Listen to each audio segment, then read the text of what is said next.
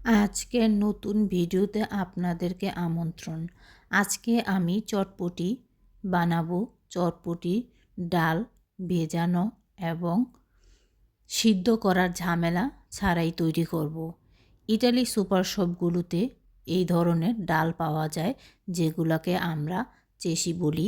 ওগুলা দিয়েই আপনি চটপটি বানাতে পারেন।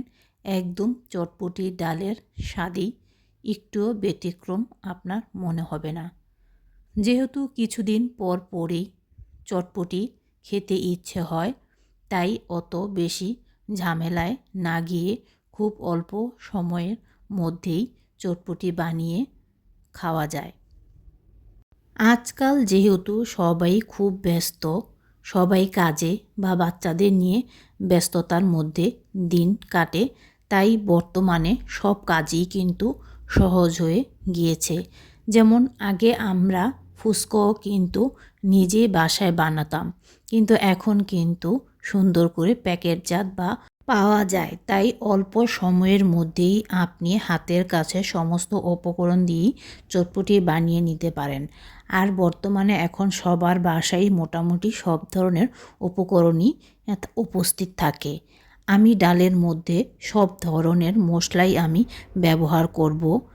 অল্প আদা বাটা, জিরা গুঁড়া, ধনিয়া গুঁড়া, হলুদ গুঁড়া, মরিচ গুঁড়া, টেস্টিং সল্ট, বিট লবণ এবং পরিমাণ মতো লবণ, অল্প তেল, পরিমাণ মতো পানি দিয়ে আমি এটাকে একটু বলক দিয়ে নিব এবং আপনার হালকা করে আমি ভেঙে দিব, যাতে চটপটির মধ্যে একটা আঠালো ভাব আসে। এবং চটপটির মশলাও আমি পরবর্তীতে পরিমাণ মতো ব্যবহার করেছি। তেঁতুলের টকটা আমি সবসময় চেষ্টা করি নিউ মার্কেটের দোকানে চটপটির টকের মতো করার জন্য।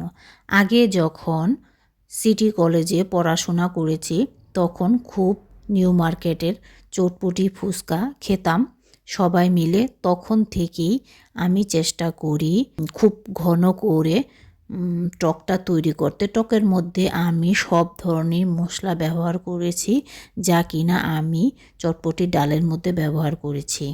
এই পর্যায়ে এসে আমি ফ্রিজে ডিপ করে রাখা চটপটির মধ্যে ধনিয়া পাতাগুলো দিয়ে দিলাম।